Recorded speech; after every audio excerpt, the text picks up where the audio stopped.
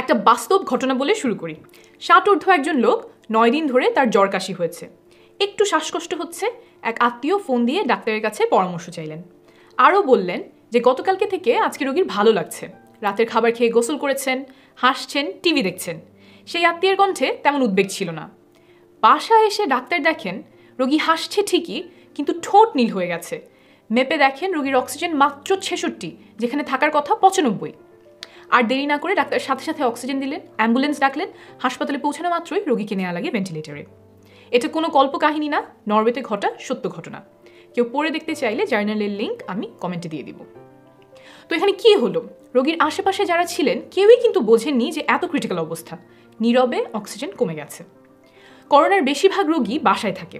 কোনো লক্ষণ ছাড়া যদি অক্সিজেন লেভেল কমতে থাকে তাহলে বুঝে ওঠার আগেই রোগী খারাপ হয়ে যায়। যতক্ষণে শ্বাসকষ্ট শুরু হয় তার আগেই অক্সিজেন অনেক কমে যায়।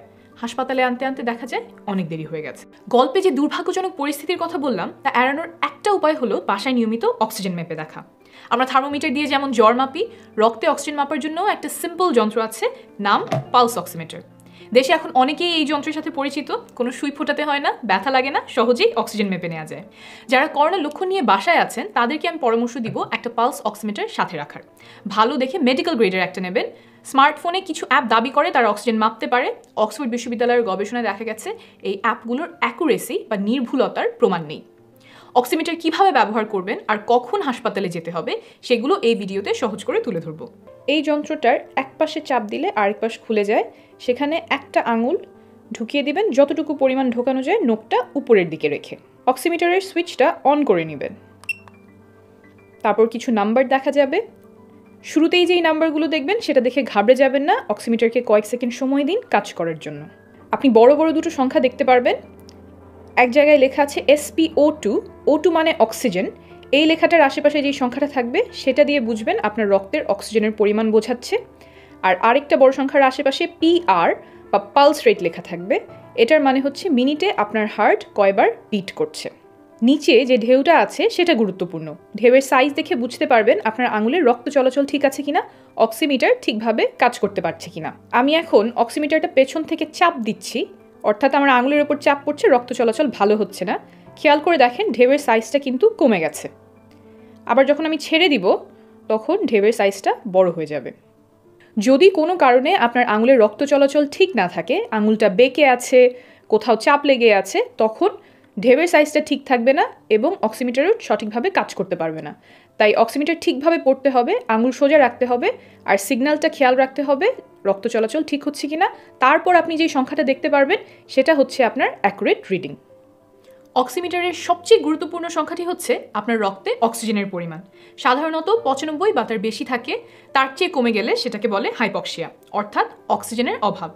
90 পর্যন্ত নামলে মাইল্ড হাইপক্সিয়া, ধরে নেন এটা শুরুর দিকের বিপদ সংকেত।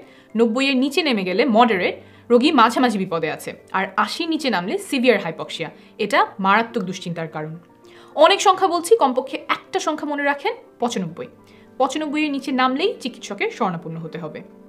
আরেকটা কারণে চিকিৎসকের কাছে যেতে হবে।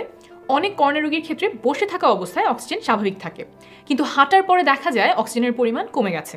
এটা কিভাবে বোঝা যাবে? 40 কদম হেঁটে দেখেন অক্সিজেনের পরিমাণ কত থাকে। যদি 3 পয়েন্ট পর্যন্ত নেমে যায়, 96 থেকে 93 হয়ে যায়, তাহলে আপনাকে হাসপাতালে যেতে হবে। এই পরীক্ষাটা করবেন কেবলমাত্র যদি আপনার অক্সিজেন 96 বা তার বেশি থাকে। এখানে কিন্তু 95 বলছি না, 96 থাকতে হবে। যাদের ফুসফুসের বা হার্টের রোগ আছে তাদের জন্য এখন কিছু গুরুত্বপূর্ণ বিষয় বলবো, অন্যরা চাইলে এখন লিভ করতে পারেন। ফুসফুসের বা হার্টের রোগ যাদের আছে তাদের মধ্যে অনেকেরই অক্সিজেনের পরিমাণ এমনিতেই কম থাকে। দেখা যায় 89, 90 তাদের জন্য স্বাভাবিক। সুস্থ অবস্থায় অক্সিজেন কত থাকে সেটা জানা থাকলে তো খুব ভালো, না থাকলে অক্সিমিটার দিয়ে মেপে নিতে হবে। তাদের যেটা স্বাভাবিক, অক্সিজেন তার নিচে নেমে গেলে চিকিৎসকের শরণাপন্ন হতে হবে। শেষ করার আগে আবার বলে দেই কখন হাসপাতালে যাবেন।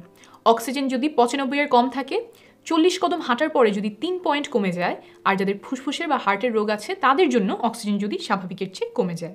নিরাপদে থাকবেন, শীঘ্রই দেখা হবে।